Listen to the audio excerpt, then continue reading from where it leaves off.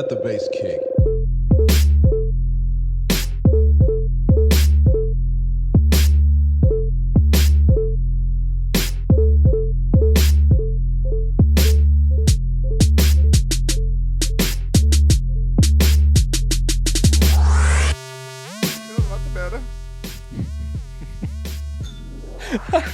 I love it when you're tired.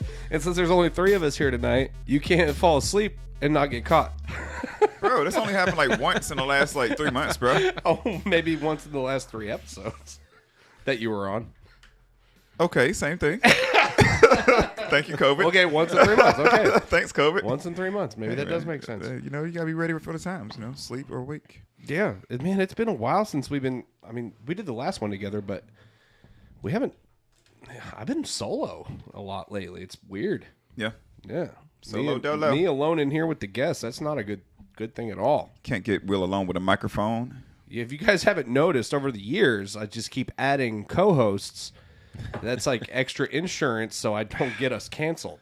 Because eventually somebody's going to be looking at me with their eyes real wide when I start running my mouth. And I'm going to be like, you have a good job. Pineapple. Got it. Cancel Yeah, culture. pineapple. Yeah. What up? What it do? What up? I'm Will. I'm Marcus.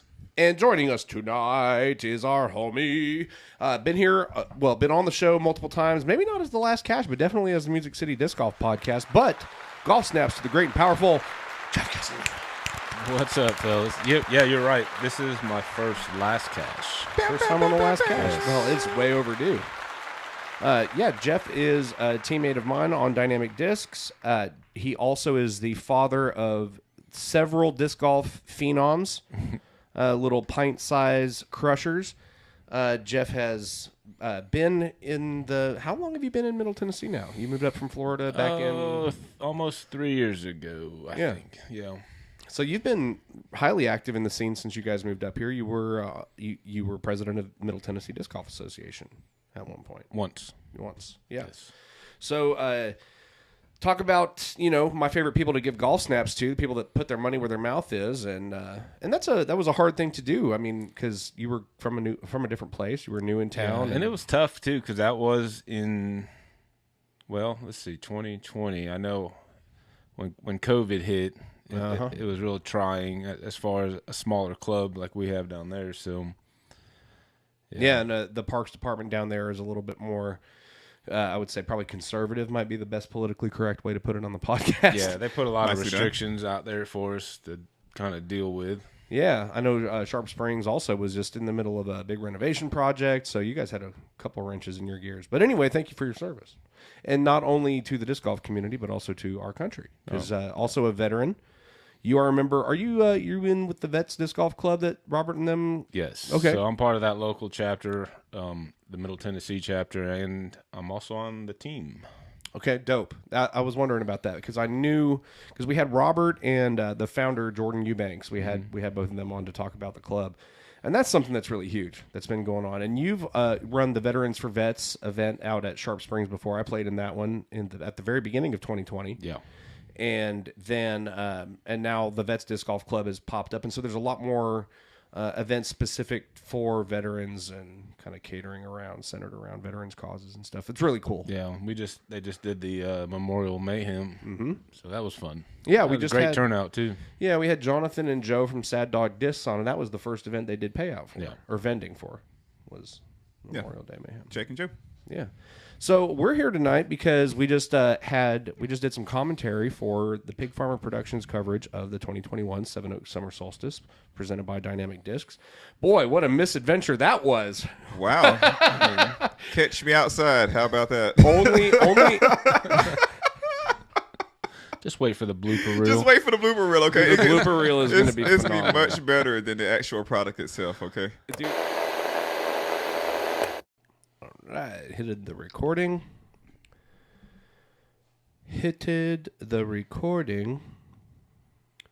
And I will be playing the video in 3, 2, 1.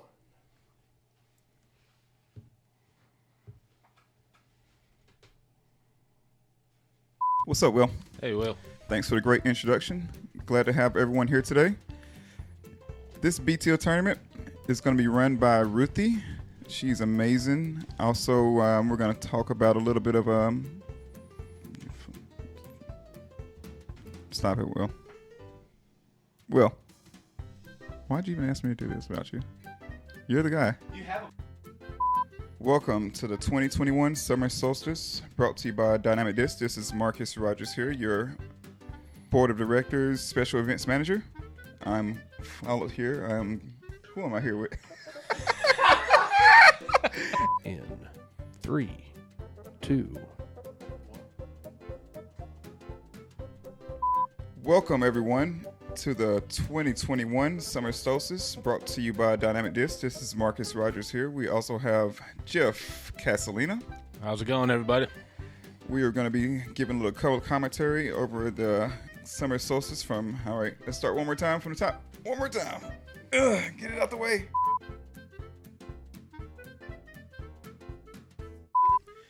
Hello, hello. That's right. Mulligan. Get it out the way. Ladies and gentlemen, welcome to the 2021 Seven Oaks Summer Solstice presented by Dynamic Disc.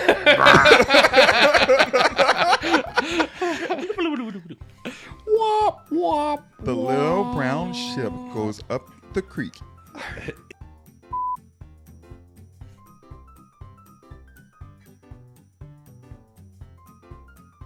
Both these gentlemen played in the event. It'll be interesting to get their commentary and perspective on this MPO feature card in round 1. Take it away, boys. Just so, thank you, Will.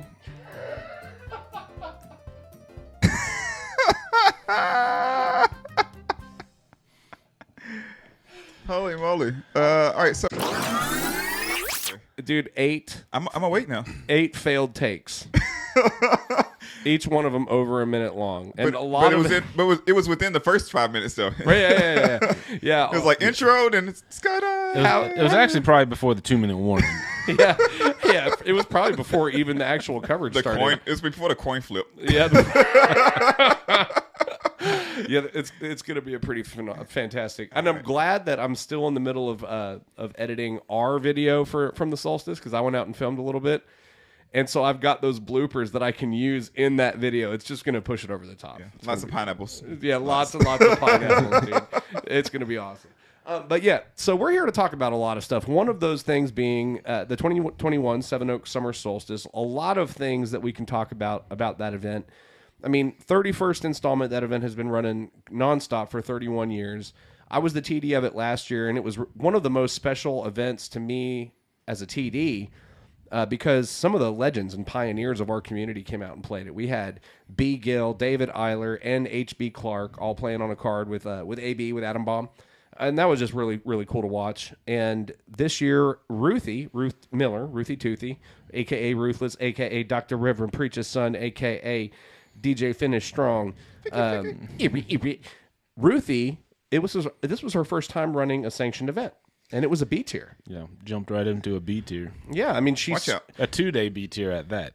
She is always impressing me. My first event that I ever ran was a trilogy challenge, and I had 25 people. Her first event she ever ran was a trilogy challenge. She had 100 people. And then the next thing she did was I was like, "Hey, Ruthie, I need an assistant course TD at Two Rivers. You game?" And she was like, "Okay."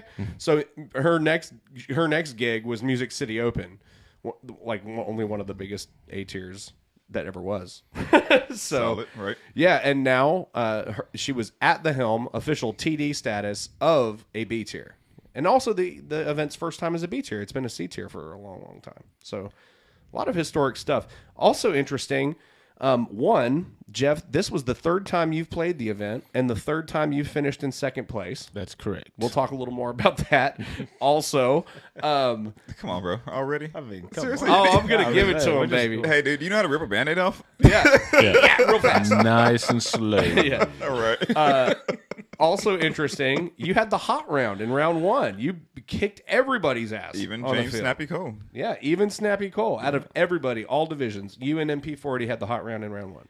So tell us a little bit about what the event means to you and what it was like out there. Obviously, it was hot. Yes. Always is. I mean, it's a great atmosphere, as always. Any Nashville event, a lot of people out there that get you hyped up off a hole one, Yeah, I don't know. I had a good card the first round. Not that I didn't have a good card the second round, but I didn't play as well. But it was a real fun card though. The first round, Marcus was on it. I pushed him. He got thrown on there last minute, but yeah, it was fun. I mean, we had a lot of back and forth. You know, even at the MP40, we get a lot of good camaraderie and banter and. Well, that's something that's both of you guys in your playing style. Both of you always seem to play better when you're playing with somebody that pushes you. When you're playing, like, sure. I know you've always said, Marcus, that you play really well when you're playing with DJ because you guys are always trying to one up each other and stuff like that. And so that was kind of interesting, and that that you obviously you reacted to it well. You had the hot round, so yeah. It seems like in disc golf, whether you want to or not, you generally play against the person on your card instead of playing against the course. And if you got good competition, it just makes you play better.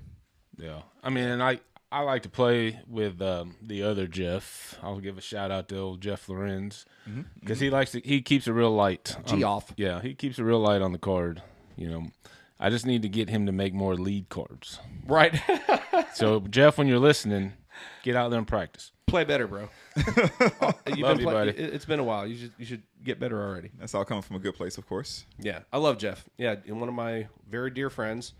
Him and his wife, Sarah. Yeah. Well, fun fact on these two.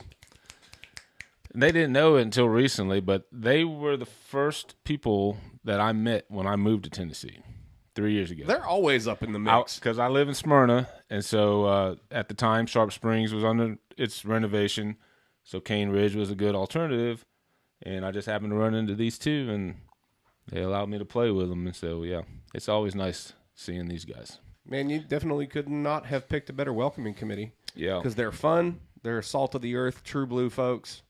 Love those guys. Love you, Jeff and Sarah. Yeah, so Solstice was crazy hot, and you shot hot in the first round and had a little bit of a tough time out there. And I think we part of that, not we, I'm going to separate myself from this we in this particular situation, but might have juked you a little bit, letting Rodney in there a little last minute, because you probably were looking at the registration going, Rodney's not in there. No, because, that's what it is with the MP40s is, you can get any event, whether it's a C tier, B tier, it doesn't matter. And we're going to have a 12 to 15 person field in any given weekend. One of those 12 to 15 people that could be their tournament. Yeah. And there's no gimmies in our division whatsoever. And that's why I always love it when people are like, well, I can't wait to get to Masters. Well, come on, because we'll roll the red carpet out for you.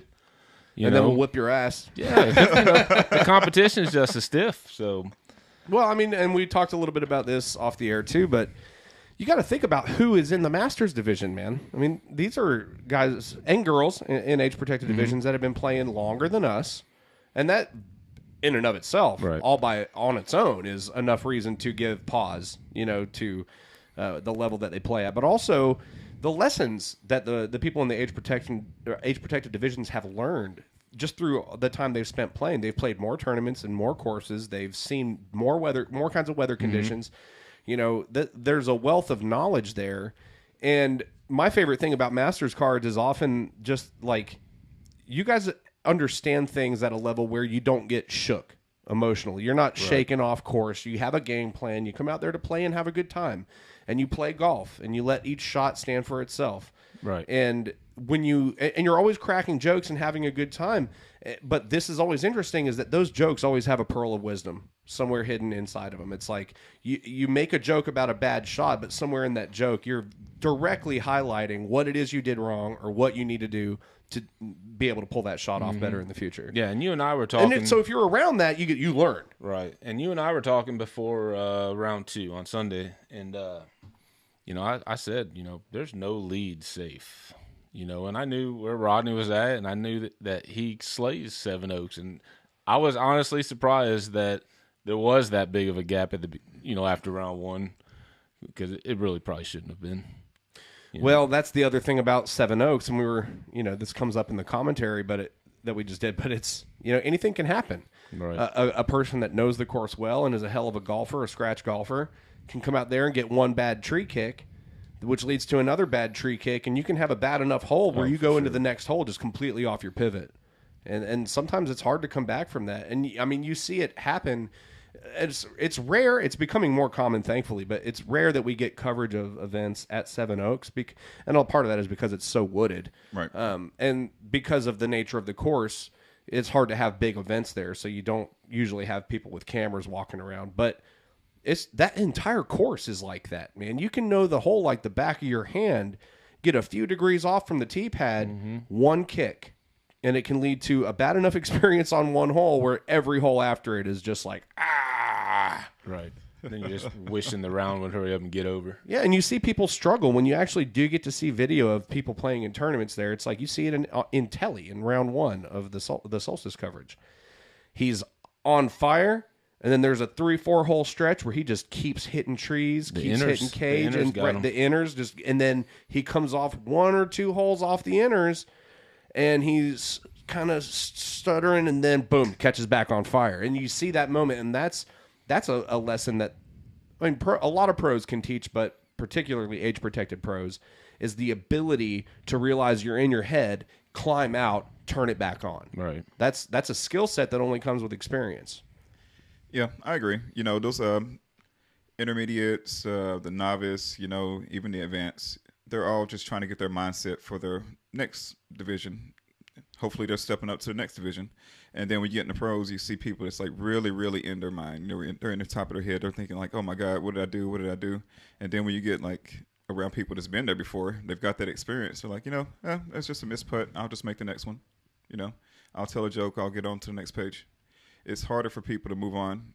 It seems like the younger you are. Yeah, for sure. I mean, and just as people, when we're younger, we tend to be more emotionally driven. I made a post about this, but yesterday I went out and played tags at Ogwood. And I had an emotional roller coaster of a day, man. It was, for the first 9 holes, I felt like I was on fire, like I couldn't miss. I mean, I birdied hole 1. I got hole 5, well, technically hole 4, but after the 10th hole. And then I just didn't take any bogeys. I was just playing golf, getting my pars. Hole 9, parked it off the tee pad. I was like 10 feet away from the basket, dinked my putt. And that completely threw me off my mojo. Yeah. Everything went out the thinking window. about the next hole. And... I just went bogey, double bogey. I got birdied 13, but everything else was bogeys and double bogeys and maybe 2 pars. And it was like, went from 2 down, about to be 3 down, to 5 up by the end of the round. And so I played like some of the best golf I've played in a long time and some of the worst golf that I've played in a long time, all in the same round. And it was weird where the line was, right in between the front and back 9. And it was just that simple thing, man. I knew it immediately. It was after I missed that putt, I got so mad at myself, I wasn't having fun anymore. And then I just played like crap. Yeah. That's how it goes. Yeah, it's easy to do. Yeah, but you're at Ogwood. You still have a good time. Oh, yeah, absolutely. And I mean, I was super frustrated throughout the second half of that round, but I still walked back to the house with a bunch of my friends and hugged it out and, you know, went on about my way. Yep. And life goes on, you know, and that's... There'll always be another round. There's no reason to take one shot so seriously that not only that it ruins the rest of a round of disc golf or one more hole, but like, you know, the rest of your day, God. So it's not that big of a deal. I've said this about bag tags in the past too. It's like 2 things can ruin it for everybody. 1, if somebody's not playing by the rules. 2, if somebody's taking it too seriously. This is disc golf. All right. You know, there are more serious things in the world. But yeah, Solstice was a great event. Shout out to Snappy Cole, who won MPO. I would shout out the FPO winner, but we did not have an FPO division. There were some FA1s, FA2s, and I think some FA4s. Tara Raymond, I think, did really well. Ruthie did real well, especially for being the TD of the event. We won't go into that. I've been pretty outspoken. I don't think TDs should be playing their event, and especially your first time running a B tier, Ruthie. But, you know, I love you. It's okay. You got to learn somehow, right? Absolutely, man. I mean, and I had run some bag tags and some smaller unsanctioned stuff that I played in when I first started running events. Mm-hmm. Didn't take me long to learn, though. It's just not worth it to me, man. I felt like the event was suffering because I was distracted playing, and then I wasn't playing well because right. I the whole time I'm like, man, I need to be back there seeing what's going on with this or with this. So. Yeah, I mean, it's a lot on your plate if you're a TD or a player, not, you know, trying to juggle the two. Yeah, it's and tough. You're a TD as well, Jeff, so you've walked that rope quite a few times yourself. Marcus, all of us in this room, and it's funny. Usually, everybody in this room has run an event or been behind the table Sure. in some Exactly. capacity. Helped worked one, yeah. Yeah, and that's honestly, man. Anybody that's watching this this show or paying attention to this show that's looking for the most reasonable and logical and responsible way to get more involved in disc golf or to get more plugged in the scene, like you want to do maybe some administrative stuff or promotion and something outside of competing, I'm going to tell you, try it. Just go find your local club. Go help them out at an event. Just go up early and ask them if there's anything you can do to help, and that's how you start learning. And just get involved. It's it's frustrating, and we'll talk about this probably tonight and tomorrow night. But after Worlds, just watching all the commentary on social media about everything that was going on, and watching the commentary that comes out of every big event, especially the local ones that we are involved in running. It's like you always see these opinions and these very vocal standpoints, viewpoints, or whatever that you can't help but notice that that opinion might be a little bit different through the lens of somebody that had ever been in the position of somebody running a tournament. Sure. Right. Sure. It's a perspective thing. And even for the new TDs, you just got to know you're not going to please everybody. You try to please everybody. It's just there's always going to be a few that that event didn't go their way or something they'll be bitter about. But something, you just gotta something out of their control that takes them down the road, and you're like, okay, well, that was your misthrow, or you going out of bounds, or you not showing up on time. Right. It's always something. You try to please the mass, not individuals. Yep. Yeah, and I think honestly, even if you were able to please everybody, you'd never know it because there's at least going to be a handful of people that are so upset with the way that they played and so incapable of taking responsibility for what they did wrong that they're just going to be reaching for things to blame it on or things to react to. And a lot of times it ends up being event staff. And I understand that sentiment. I understand how it feels to be so invested in something and then get so heated because it doesn't pan out the way you hoped or expected it would. But this is another thing that comes with age and wisdom. And this is something that, and we talked also a little bit, and something we've talked a lot about on the podcast is how little attention the Masters division tends to get in disc golf. And I can't help but think that emotional outbursts and like vitriol on social media would be lessened or maybe a little bit more moderated if people were learning more from or had more exposure to their to disc golfers that have been around longer. It's a mindset that the Masters have where they never really get torn up about anything. Even when they get totally shafted in a big event, as they often do, it's like they line up looking to react to somebody. But it's, it's always at least thought out. They're not like trying to light you on fire. Right. I think a lot of it has to do is, we're not on tour. We're not depending on disc golf to put food on the table. We got real jobs. Yeah. And so it's like, true. But somewhere in our earlier ages, we like to compete. Whether, for me, it was baseball, and I did that as long as I could. And I still like to compete, but I also like to hang out with my friends, and it's like, why am I, if I'm only going to see you for a couple hours on a weekend, why am I going to ruin it by throwing a temper tantrum over me hitting a tree? Yeah, it's not really worth it. And, Good lessons. So you and Cody just got back from Emporia, your first trip to Emporia, the motherland. The very first trip. Yeah, man. And Cody's he's my oldest. He's 19, about to be 20. Yeah. Strapping young man. Yeah. Throws a country mile. Very good, and I wish he would see it for himself. He's just hard-headed about that, but yeah, he's really good. We did. We won our local bracket that we played in Smyrna. And that got us the invitation to Emporia. So we headed up there beginning of last week. And you've been running a bracket for U.S. Amateur Match Play for the last couple of years. Yes. So doubles and singles. Even though the singles doesn't seem, I need to get on that one because I let that one kind of slide because I was getting ready to go to Emporia. But so the single bracket should be coming out here soon. I've been the Tennessee state coordinator since the match play started. Okay. So my whole goal was to get the balls rolling on these things and let, hopefully someone else would say, I'll do the local, because I know Dave Wedstrom did the state bracket prior to me moving up here, and then we've kind of been alternating, but then I think I got it for the last 2 years. But so I don't know. The singles brackets right now, they're kind of slim in the state, but hopefully that'll pick up before time runs out.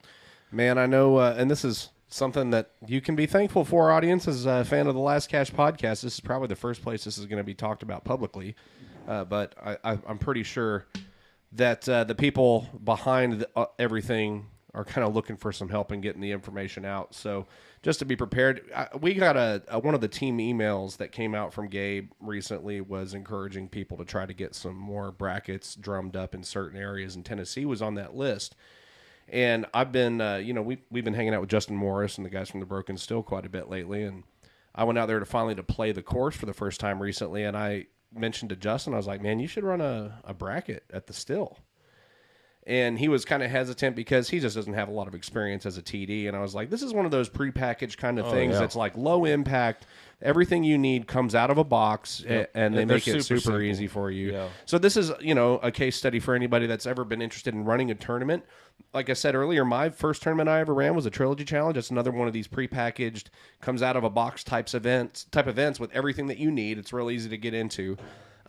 But I encouraged him to do it, and he pulled the trigger, and he took the plunge and signed up. And I was really, really proud of him and excited for him. And then within the last couple of days, I realized it had been probably a week or so since I had spoken with him, and just sent him a text to check in with him.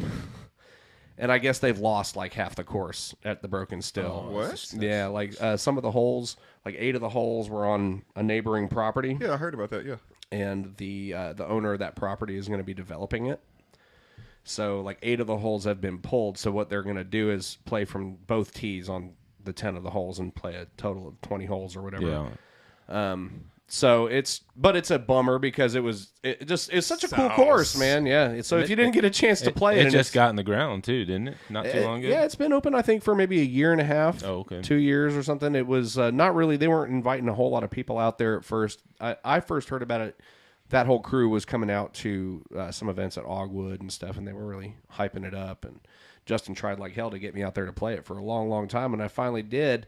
And then started talking about how everybody needs to get out there and play it. And then, yeah, it's changing drastically. But, silver linings, #tiny blessings. We've just announced that they've gotten approval to put in a permanent course at McCord Park, right like 5 minutes down the road in Lyles, Tennessee. So they will be having a permanent course there. More events will be coming to that area.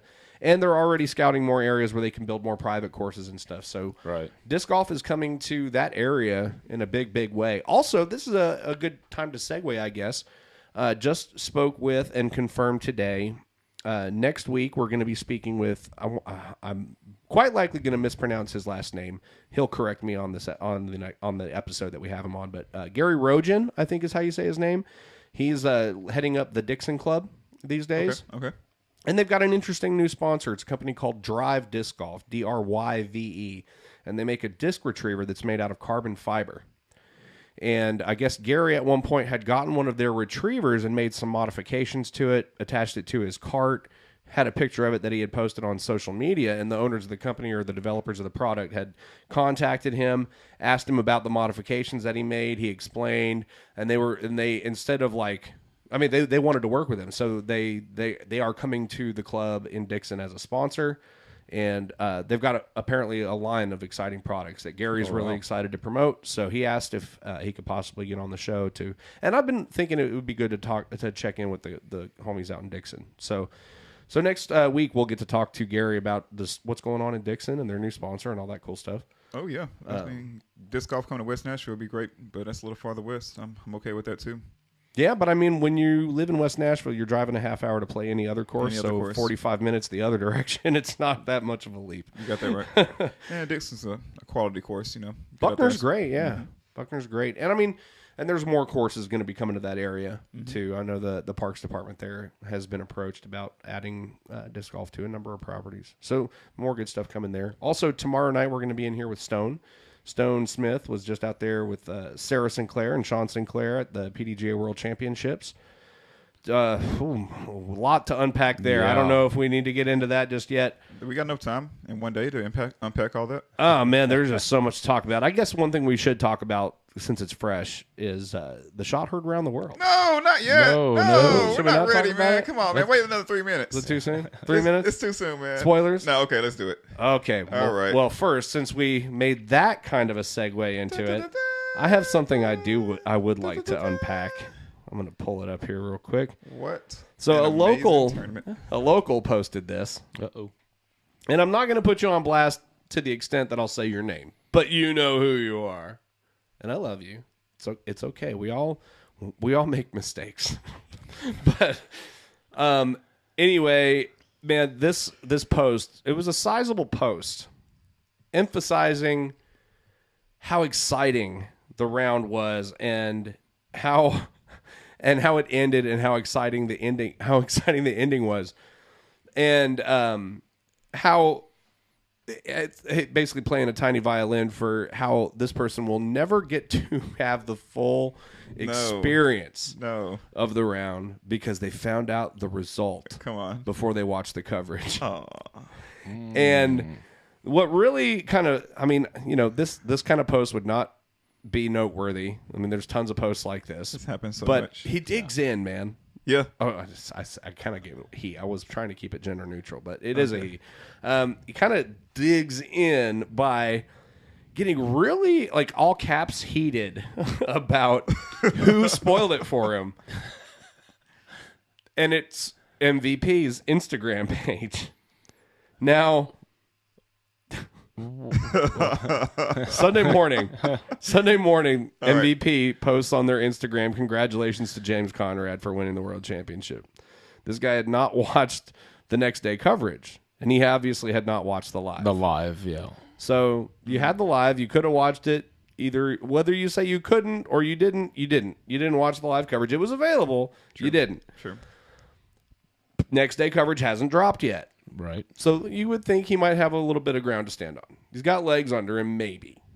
But this is social media, for one thing. Yeah. I mean, And what this is not is a dramatization. This is not The Walking Dead or Game of Thrones. This is not a fabrication of someone's imagination that was highly produced and anticipated, and you knew when it was going to happen, and then it happened, and you haven't watched it yet. So then reasonable people stay off social media until they get to catch up on their DVR. But this is an actual event that happened IRL. It happened in real life.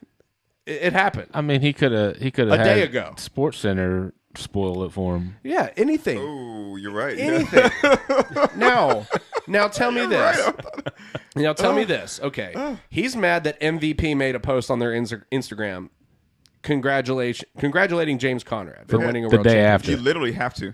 You sponsor that's it. You pay for okay. this one. Look, dude, it would be the same thing if he won and didn't thank MVP. Right. Right. It would be the same thing if the next day they did not make a post on their social media congratulating him.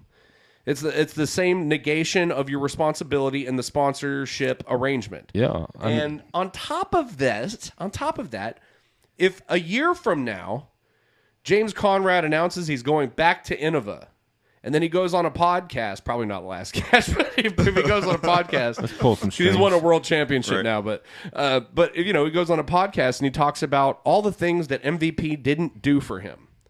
Like maybe like what Paul Macbeth did when he went back to Discraft.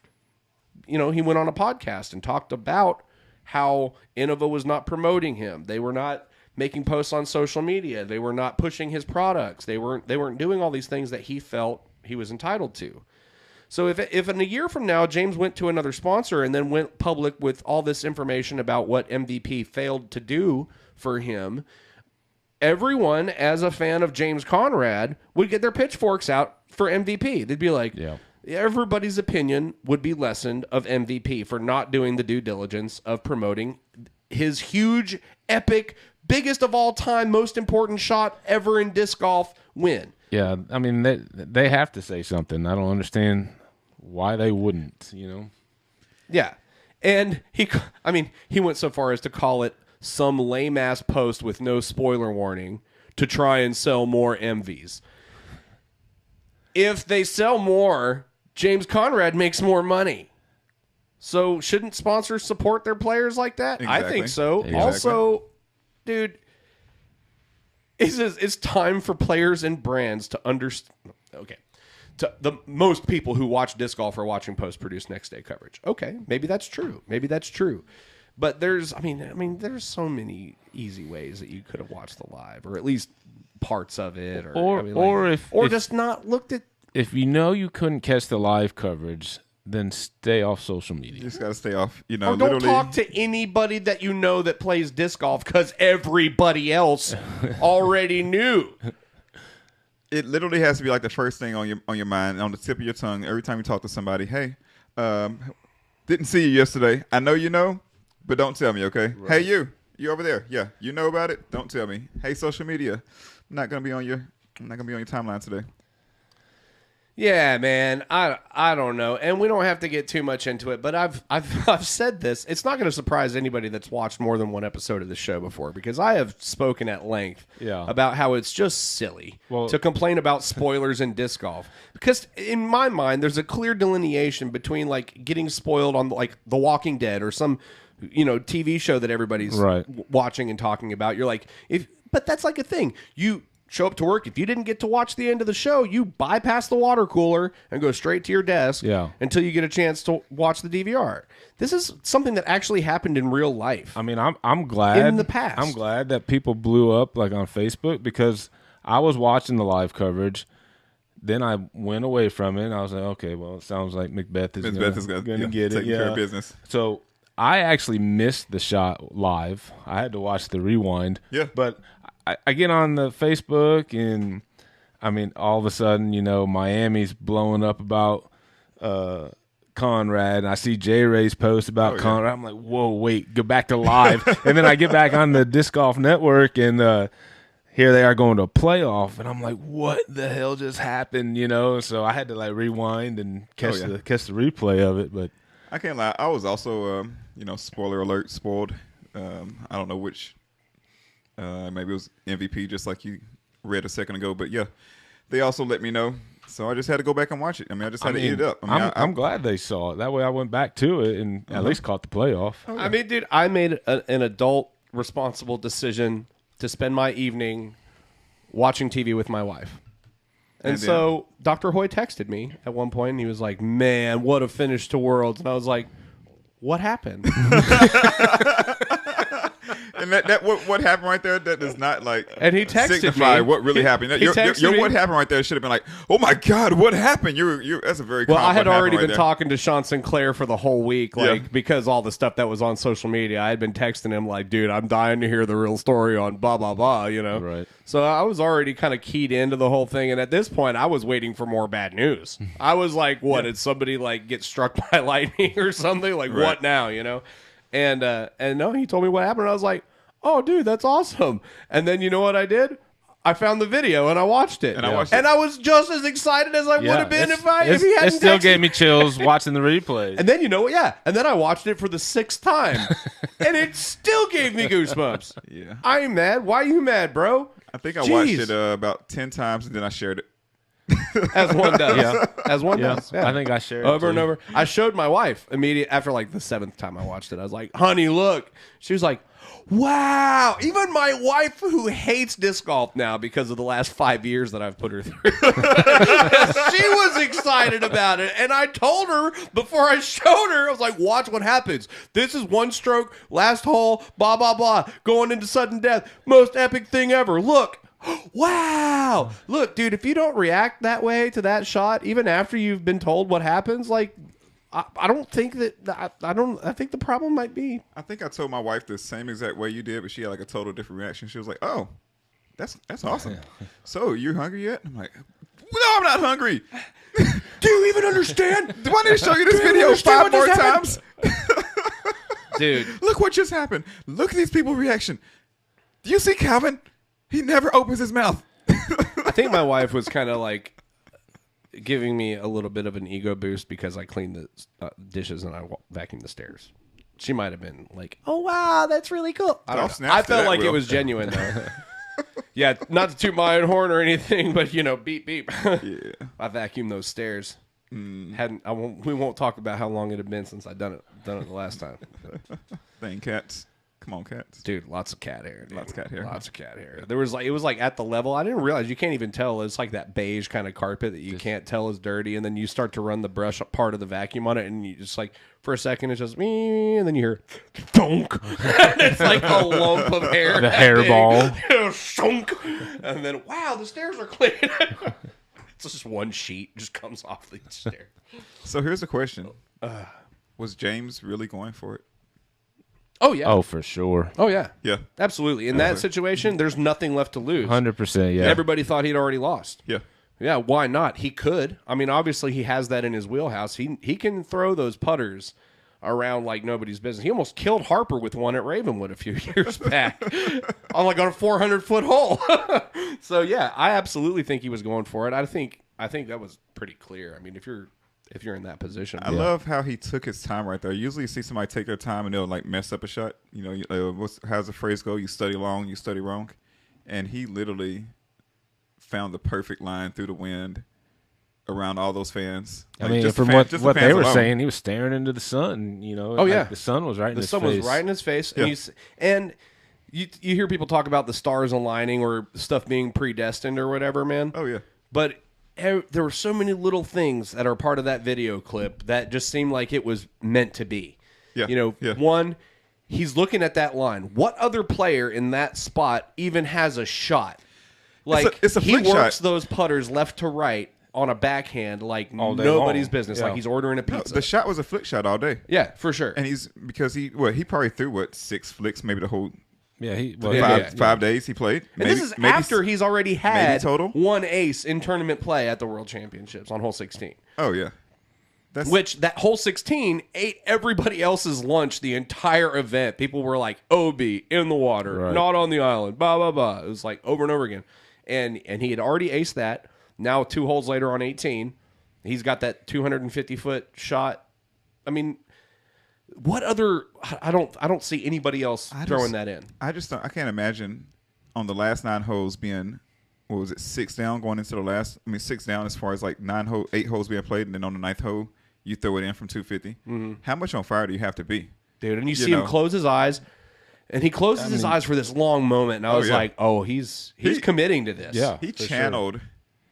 And everybody got silent as soon as it came out of his hand until you hear, go in! And then everybody else, go in! And people were rushing the field before it even went in the cage. It was like... Well, what I really liked was the spotter. Did you see his reaction? Oh, my God. He's like waving the green flag around. He's like trying to bring a plane in or something. He's like, it's it. Oh, my God. It's the greatest moment of my life. Golf snaps to J-Ray, who pointed out maybe the best thing that's ever happened in disc golf coverage was Ian Anderson's reaction to that shot. Oh, my goodness. Ian Anderson? No way! There will never be anything better than that in disc golf coverage. Yeah, I'm glad that who was the Sports Center guy that he talked loud enough over Ian's reaction. Yeah, that can get a little cumbersome. Yeah, they called it out. Sports Center, #1 on the top 10. Yes. Yep. Which is huge. That's going to play for like 2 days. Definitely getting the sport a little more atmosphere. Sport. It's just as big as Philo's Albatross. Here's another thing. I brought that up. Is it fair to say that shot by James Conrad on 18 at the World Championships is the most important shot in disc golf history? James Conrad, yes. And is that unfair to Philo? I think they have their differences in the fact that how it's going to impact the sport. And is the difference mainly just because of the level of the event, because it happened to be a world championship? Obviously, it was a lot. It was like, I don't know, maybe 3 or 4 times more pressure. For sure. The last hole. Philo's shot, it had how many views across the world? It's still getting more views. Yeah, to where now it's, okay, you just open the eyes to how many people what disc golf is on your Albatross. Right. Now it's going to almost be like, okay, this one meant a world championship. Yeah. You know? Because, the Albatross, it was, I'd say, technically a tougher shot. I mean, you think about it though, it's almost like he couldn't see the shot. I mean, and I don't couldn't think see the it's, hole. and I mean, you're right. You couldn't see the basket. for the sake of the audience, yeah, that's what I'm saying. There's so many differences. Oh yeah, There's so many similarities. All high caliber events. Beaver State Fling is a legend among the tour, and then you've got the USDGC with Nico, and then you've got the World Championship, Conrad. All these iconic shots. They all do the same thing for the sport. They propel it forward in the eyes of the mainstream audience, Right. that doesn't typically watch disc golf. And it's because it goes viral. Stuff like that is what people want to see. You see that on the internet, you're like, oh my gosh, that's crazy. And then you can't really split hairs like that because, like you said, basket was blind for Philo's shot. And then just so many other differences. But it's such an unlikely thing to happen. It's like those moments of greatness. And it doesn't. I don't think it's important to say what is the most epic shot or the most important shot. But I think you just said it though. It was his. James was more great. It was a world championship. Because of the situation. I think it was more pressure filled. Yeah, that which too. made it great. Yeah.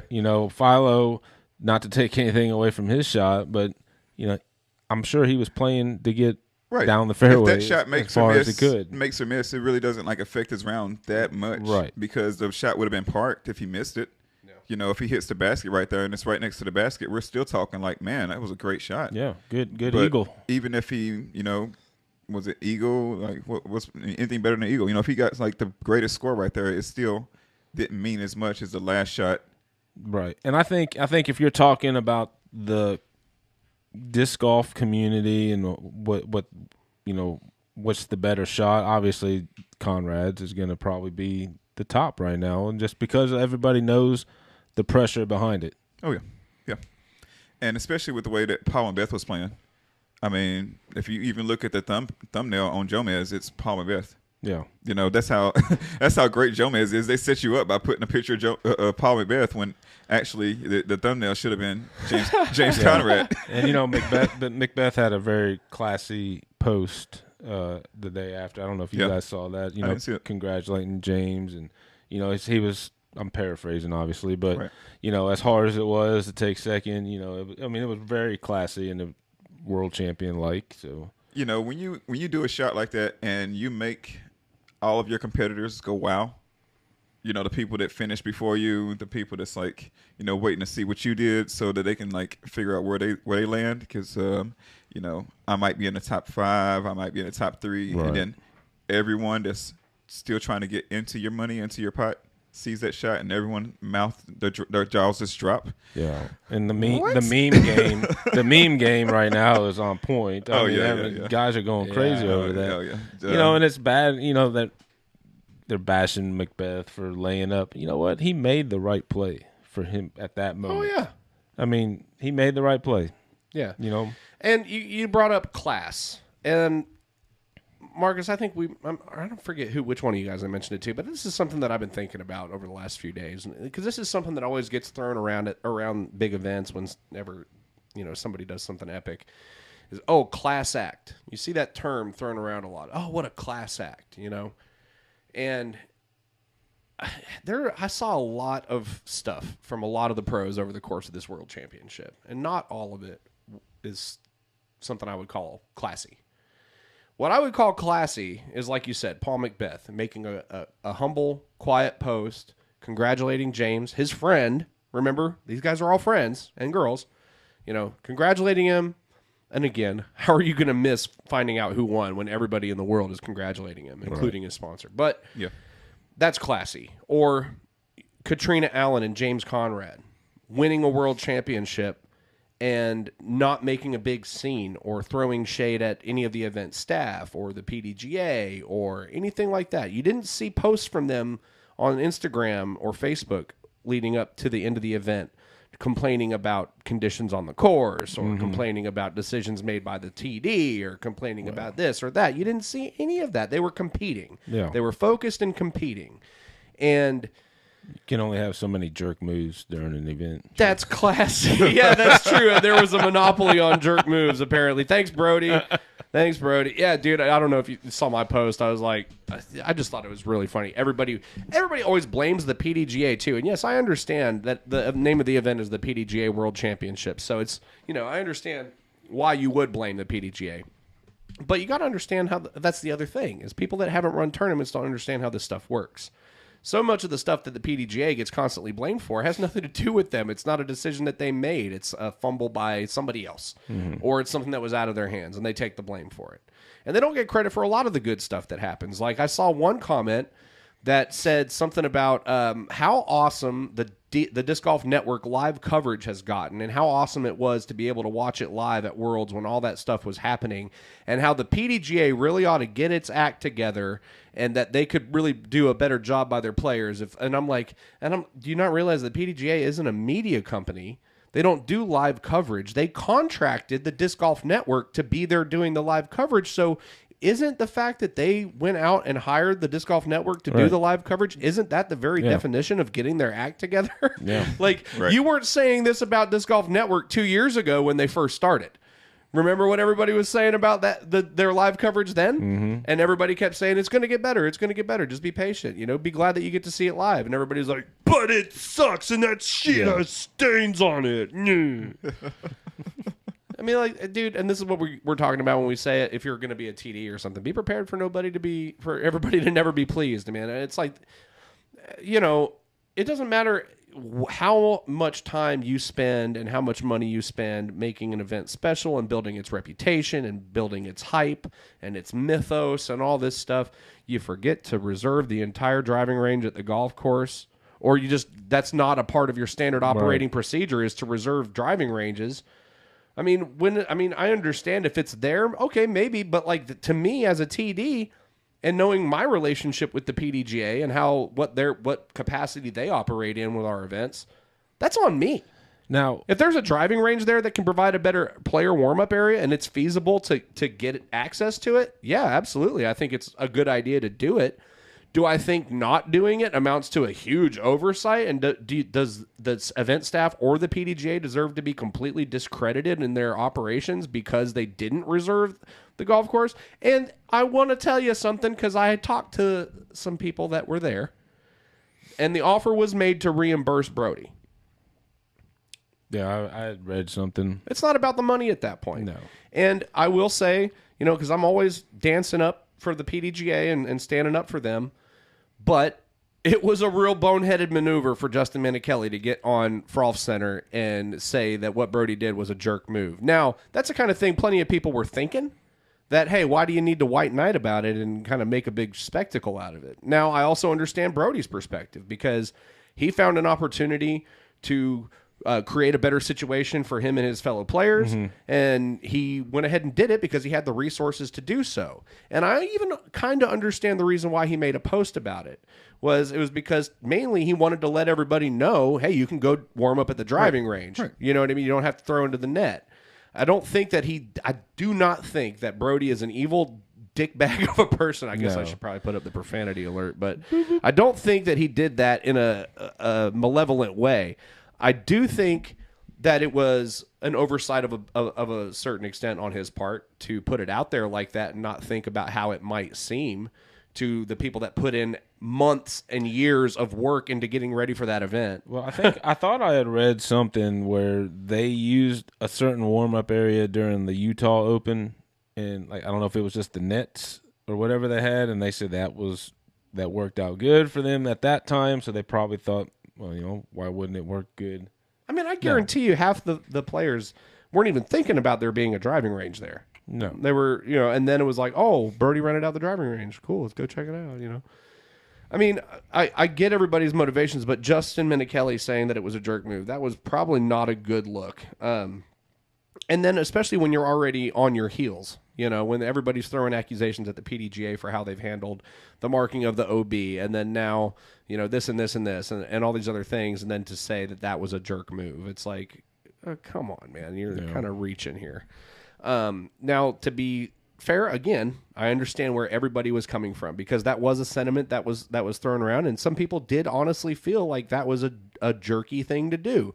Would to be like throw it out there in the social media, especially in front of millions of people that weren't even there. You know what I mean? Like nobody really needed to know what was going on there that wasn't a part of the event. Yeah, that could have just been word of mouth right there on scene and say, hey, driving range is open.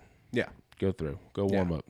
So I don't think Brody deserves any of that kind of feedback. I don't think the PDGA deserved a lot of the feedback that they got on that issue. And much the same with the OB issue, the bunkers and the sand traps. And we'll talk to Stone about this tomorrow night too, but the bunkers and the sand traps. Now, I understand people complaining that they weren't clearly defined. But let's understand too, we're at a place in our sport where there's still differing philosophies on how to mark OB. What materials should be used to mark it? Should you rely on natural OB? Should you manufacture OB? There's a lot of different schools of thought on it. So it's not something that's written in stone. Plus, the way you mark OB depends on, it changes course to course because not all courses and terrain are created equal. That being said, in a world championship, double down. Yeah. Like, I think this was an oversight to not clearly define the bunkers and the ponds before the event. All of that should have been clearly marked a week before the event so it could have been practiced in that formation, and it should have been touched up before the event started. It should have been monitored throughout the event to make sure that it not only didn't fade, it just didn't change in any way. And the thing about marking OB, not just anybody can go mark OB for your big event. I've seen it happen multiple times. I've seen it at MCO. I've seen it at GBO as a course TD, where the caddy book says one thing, but the people that volunteered to go out and actually mark the OB either didn't have the caddy book to reference or just didn't bother to reference it, and weird stuff happens, and it causes confusion, and it makes you have to do a longer players meeting before every round. Right. And it's things like this that nobody takes into consideration. You could have a perfectly capable volunteer go out to mark paint that was determined by a TD, and it just ends up becoming two totally different things. So, yes, was it a mistake to not have all that marked before the event? Absolutely. Am I surprised that people complained that it was not marked by the start of the event? Absolutely not. It should have been. I understand why people would complain. Right. But then, I don't want to put this in anybody's lap in particular. But the PDGA didn't get blamed for that, did they? Oh, yeah. Now, wouldn't that be part of the TD and their team? Not the PDGA. Yeah, it would have been. Utah team. Now, being that it is the World Championships, you would think that there would have been a little bit more oversight and that somebody would have looked at the fact that they weren't clearly marked and said, well, we need to change this. And for all I know, that could have been brought up in the week leading up to the event. But the fact that it wasn't marked that way when practice rounds started, that's already bordering on sketchy territory where you're going to start changing the course before the tournament starts when players have already experienced it one way. Now, the way I understand it, the level of complaints that came in by the beginning of the event when those bunkers and ponds weren't defined was enough to get everybody's attention. And I don't know how this all shook out between the event staff and the PDGA staff that was there, but the decision was made to go out at night and clearly define the bunkers and ponds after the event had started. That's mistake number two. Because now you're changing the course in the middle of an event. The PDGA rules allow for it because you can't make changes to OB or things like that during the middle of a round in a tournament. According to the rule book, you can make those kinds of changes or adjustments or repairs during an event. It just can't happen in the middle of a round. Right.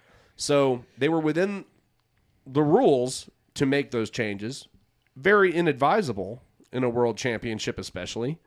And I do know that it was not a unanimous decision. There were members of the staff on both sides that objected to changing the course mid-event. Now, did those changes get announced to the players? Now, I heard mixed reports on this because I know in the comments on one of the threads that Brody and Eagle were in that Missy Gannon was commenting saying that she didn't receive any kind of notification about the change. She also had not played that course yet since the change was made.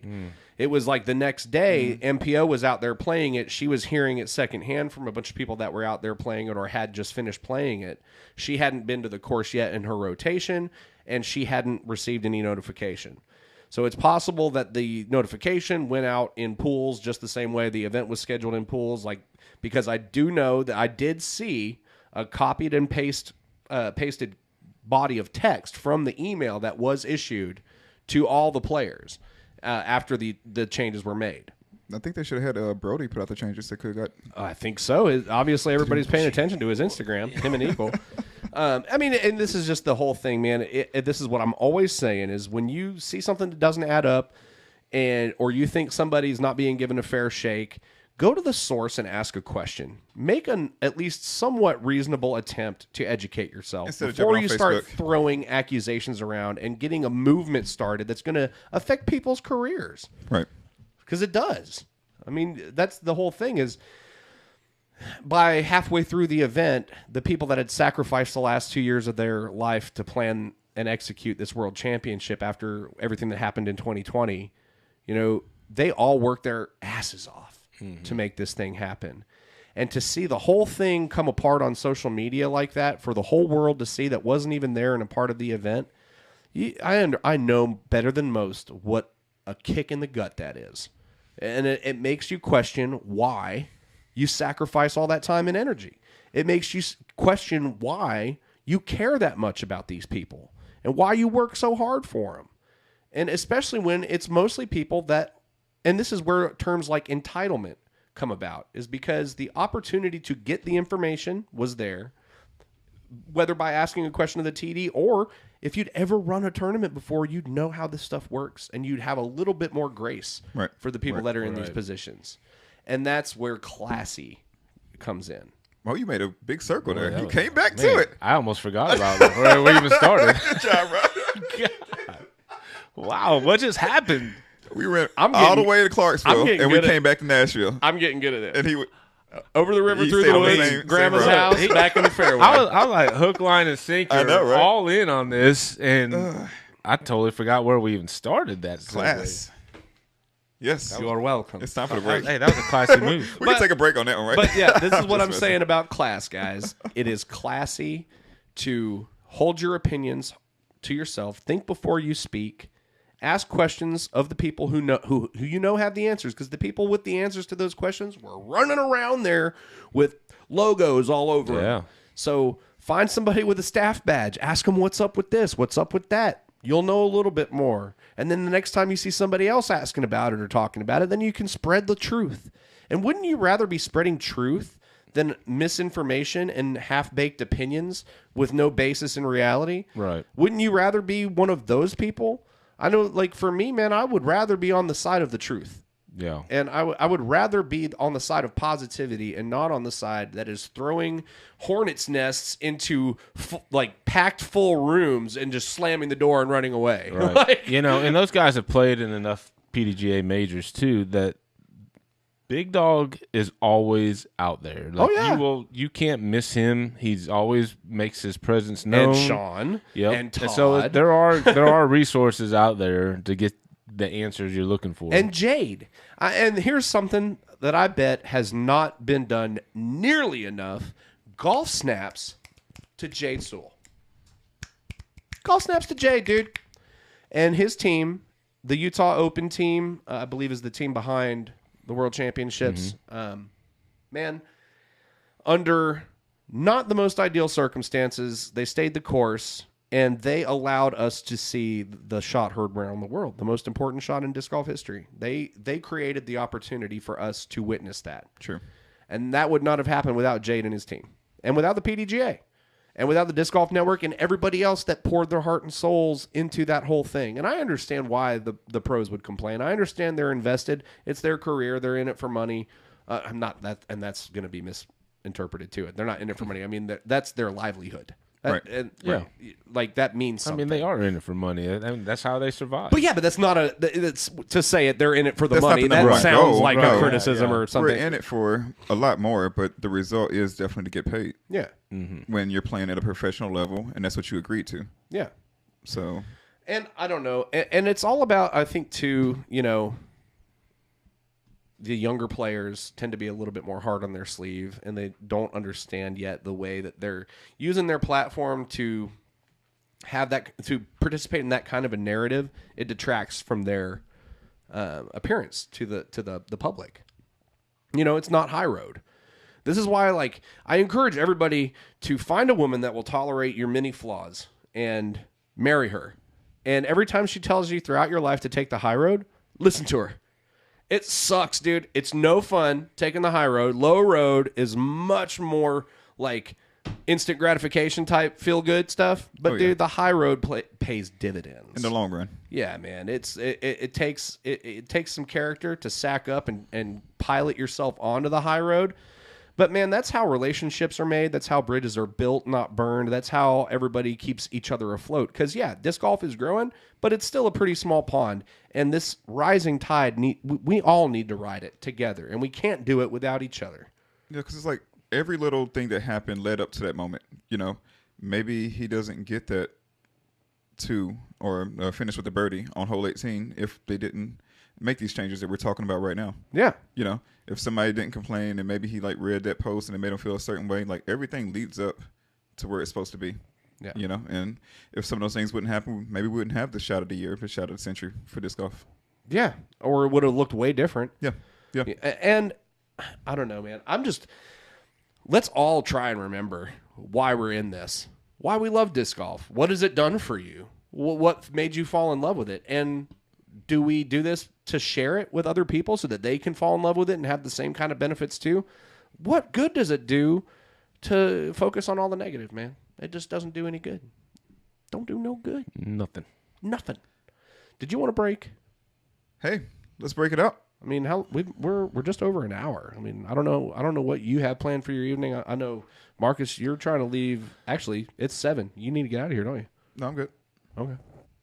No, I'm fine. Okay. Well, you threw a decoy out there for me. It was like a banana peel. You're like, you know what, oh, man? good time for the break. Oh, okay. Well, I'm gonna start wrapping it up. We started talking about Conrad and shot of the year. Yeah. People's opinions. I thought it was really ironic, and I made this comment in a thread that got started on Dixon's group, but I think it's really ironic how it ended.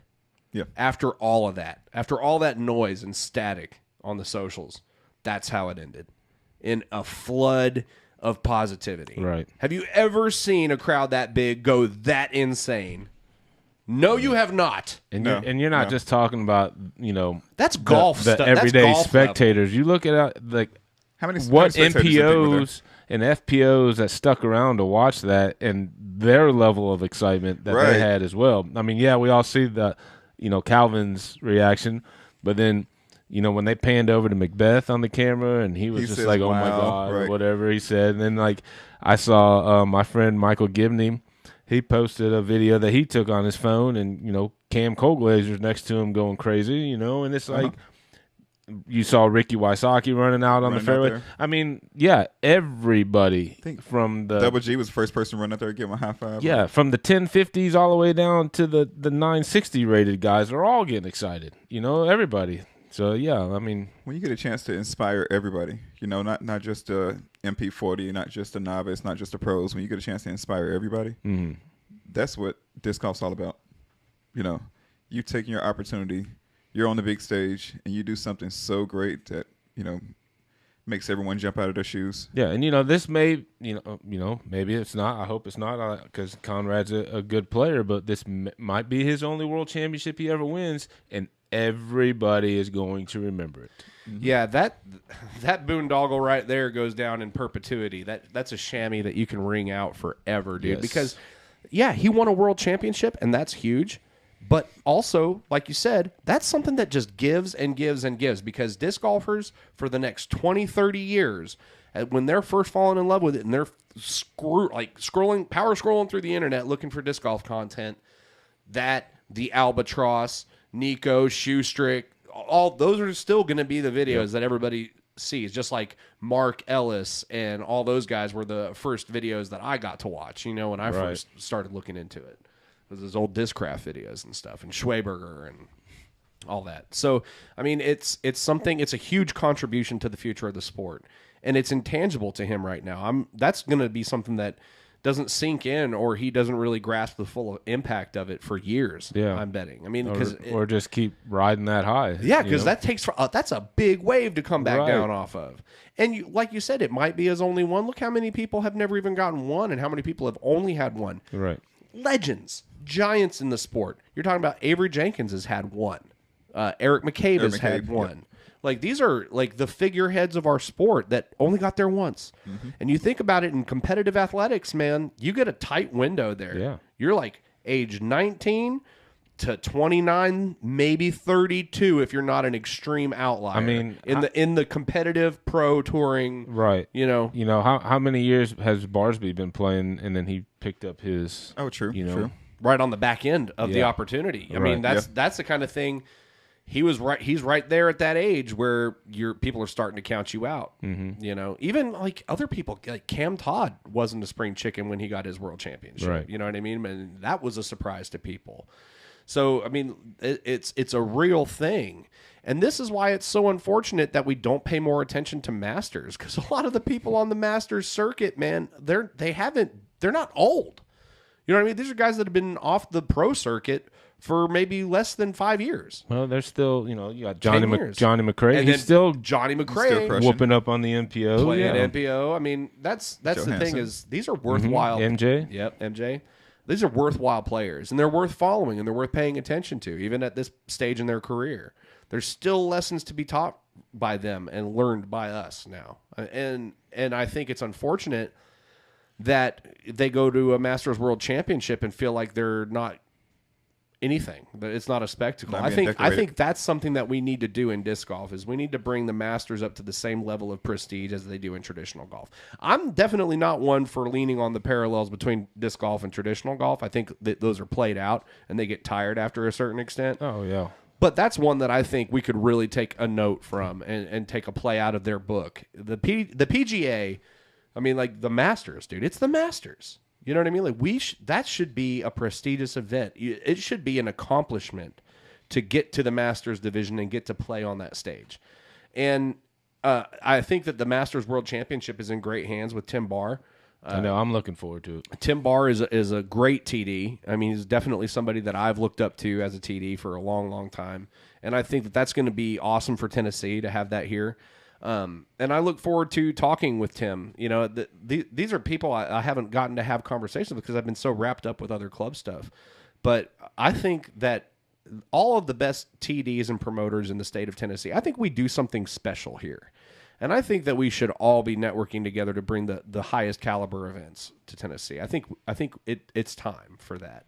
And so I'm looking forward to being a part of a Masters World Championship in the next 5 years where there is awesome coverage, where it is a spectacle, where the players come and they feel like the red carpet has been rolled out for them and people are throwing rose petals in front of where they're walking. That's what I want to see happen, you know?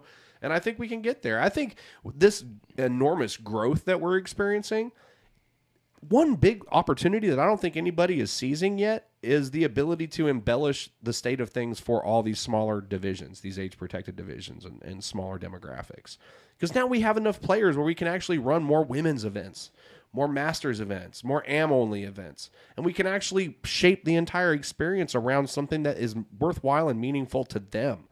You know, not every tournament needs to be an all-division tournament, because this is inevitably what ends up happening is underrepresented demographics end up feeling like they got the shaft because the majority of the sponsorship dollars are going to the divisions that are providing a guaranteed return. And those divisions aren't often Masters or age-protected divisions.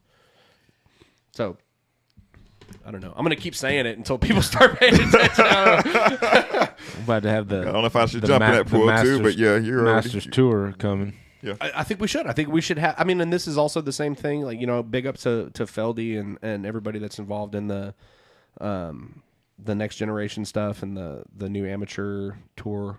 Yeah, you know, and Philip Sanders, our friend Philip Sanders, he's a part of that squad now, doing stuff in Kentucky. That's huge. I think that's the next big movement is like, and you're seeing the effects of it. We've talked about this, kind of beat it to death too, but one of the reasons it's hard to get into tournaments now for established disc golfers that have been around a while is because these new AMs that are so excited, and there's so many of them just itching to sign up for stuff, they got all their information plugged in. They're waiting to click. And we got to be more on our game if we want in there. Or industrious tournament directors and promoters, forward-thinking people, can start maybe creating some more opportunities for these excited amateurs to get their feet wet and build their experience and their skill set in a more appropriate setting. And I just think that's everybody tries to run a tournament that fits the same mold. Yeah, you know, and there's a lot of places that do AM weekends and pro weekends. I mean, that's right.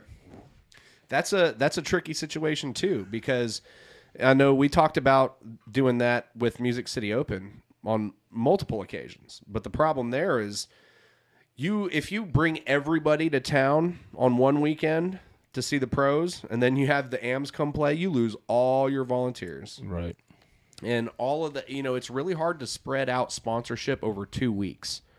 Because if you spread it out into an AM and a pro weekend, well, now you have 2 weekends, a.k.a. 2 weeks of this experience that you've got to provide to all these players. You're dragging out your commitment over a longer period of time. You're working your volunteers and your staff. I mean, double your resources. Yeah, it's just not as practical. And that's, a lot of it, everybody kind of complained after a certain extent about tee times for the bag tags. And the most common reasoning for that was thrown around was COVID. And yeah, that played a big part in it, was COVID. Like, tee times are necessary to running an athletic competition in disc golf that doesn't bring everybody into a dangerous situation where they're in too close proximity. It was necessary, but on top of that, it helped us get more players in.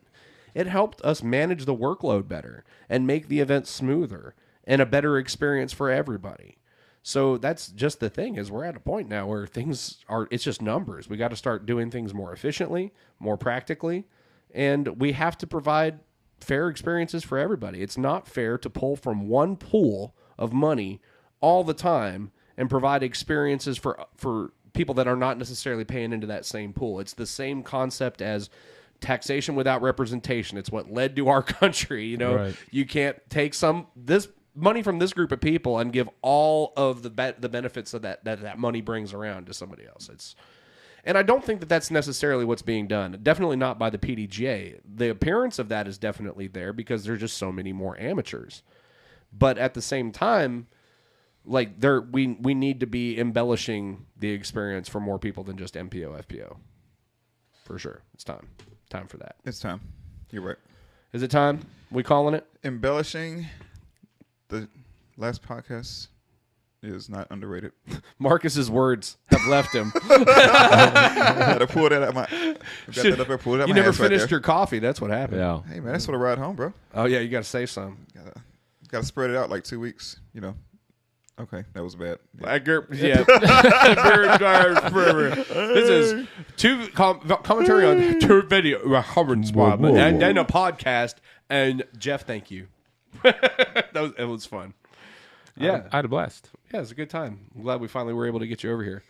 And let's do it more often, man. I know you've got some ideas for some media stuff. And, dude, honestly, like, your videos you were pumping out on your YouTube channel for a while there were high quality and, like, way better than stuff I was doing when I first started. Especially back during COVID. We're trying to bring in some field correspondence at the last cash. So if you wanted to start generating some stuff, well, and that's the cool idea, too, is, like, if we can get clips from somebody that's elsewhere to share on this, then our platform is putting visibility and attention on the awesome things that people are doing elsewhere, and then it can possibly have a positive impact there and here in Nashville. Right. So that's the whole reason for drawing attention to this kind of stuff, is you get more people that want to help or want to do it where they live.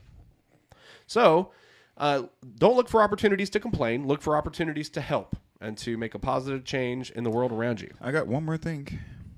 Oh, Jeff. There we go. I know you wouldn't forget. Oh, no. Marcus has a special segment we like to do. All right. Today we're going to have a tip from the great Jeff Casalina. What tip do you have for people out there that's just getting into the sport? It doesn't necessarily have to be about form. It can be about stretching, showing up on time, just any kind of tip that you want to give the people. Oh, this is easy. If it's going to rain, bring an umbrella. That's sound advice, and it almost sounds like proverbial, like metaphorical. I know, right? You're welcome. It's a parable. It's the way he said it right there. If it's gonna rain, bring an umbrella. Because usually, if I bring an umbrella, it stops the rain. If Brody didn't rent out the driving range, you better hope there's a net. Yeah, I think my jerk move. You'd be real thankful for that net. I think my jerk move for Masters Worlds, I'm probably gonna rent out a hot tub. Ooh. That's what we're gonna need. Us all old guys. Hot tubs. Don't invite Snappy Cole's dad. Getting all the hot tubs in Johnson City. Guys will be You'll up turn all off the night hot long. tub. You just still be bubbles. You guys be he'll try to putt from the hot tub, dude. He'll put a basket in that hot tub. Oh yeah. I'll be starting the GoFundMe for the hot tub rentals. Oh yeah. Did y'all see that game where they combined what is it with the hole in the in the floor. You throw the hack.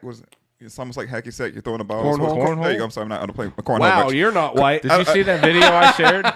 Is that you? Did you do that with the baskets? Uh-huh. Yeah. That's awesome. Yeah. I want to try that for like a game, like during one of our back tags or on the side of one of the back tags or one of them. It looks legit. Yeah. Should do legit that. fun. I want to make that bad boy. I got a marksman basket, so the hole will be smaller. Smaller.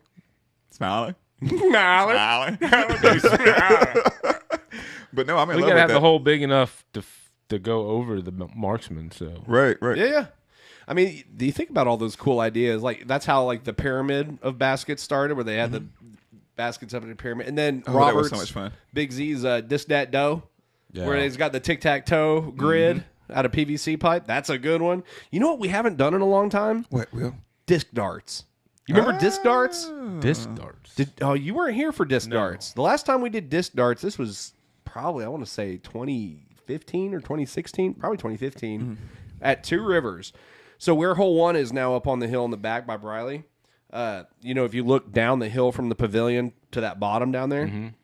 So we put in the bag tag, we put a bounty, like a point bounty towards the point series on if anybody that brought a basket out to the bag tag got extra points, like 5 points per basket or something like that.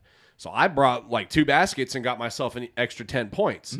Well, we took all those baskets and put them in a big bullseye pattern down at the bottom of that hill.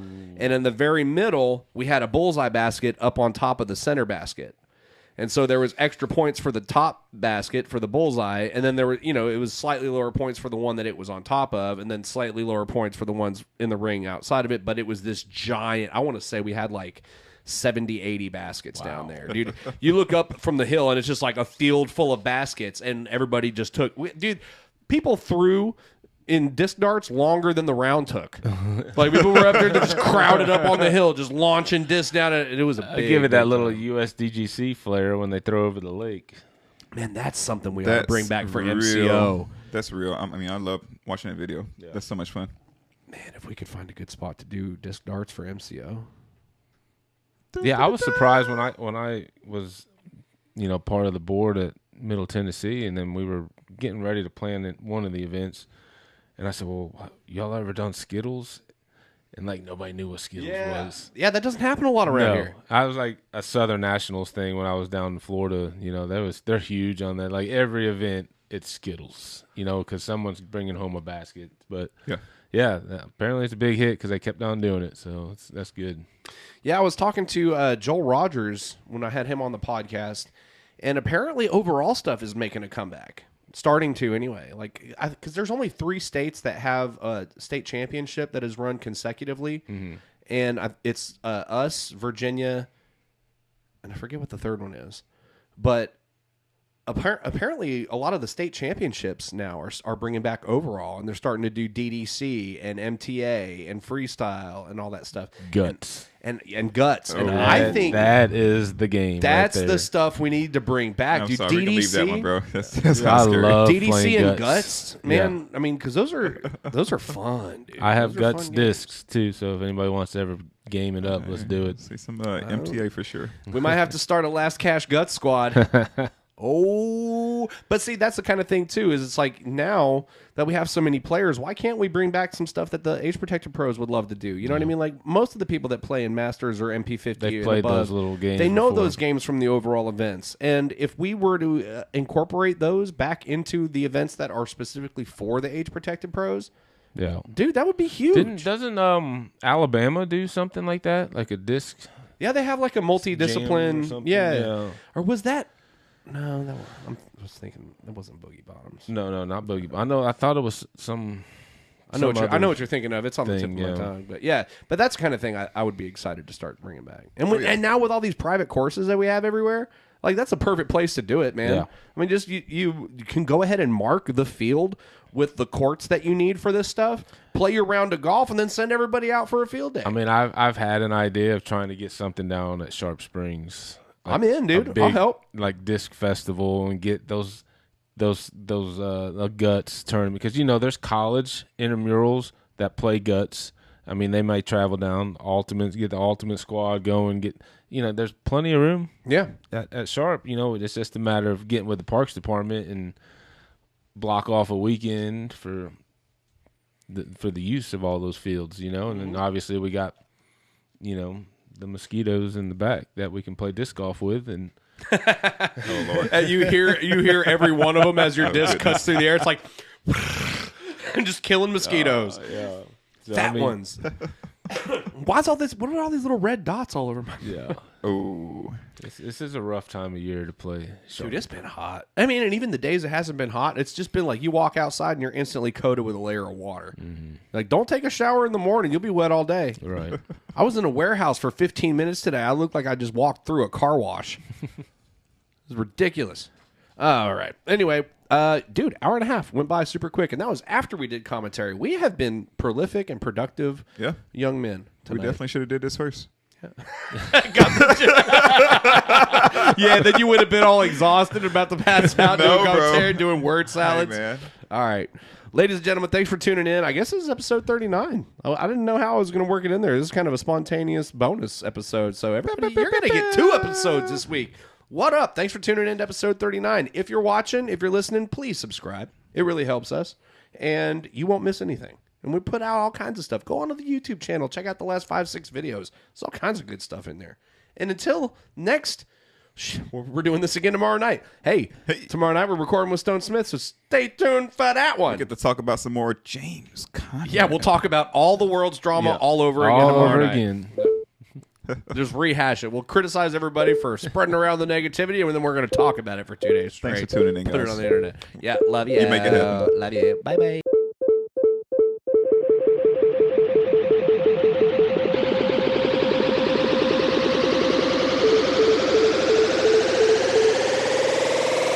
Let the bass kick.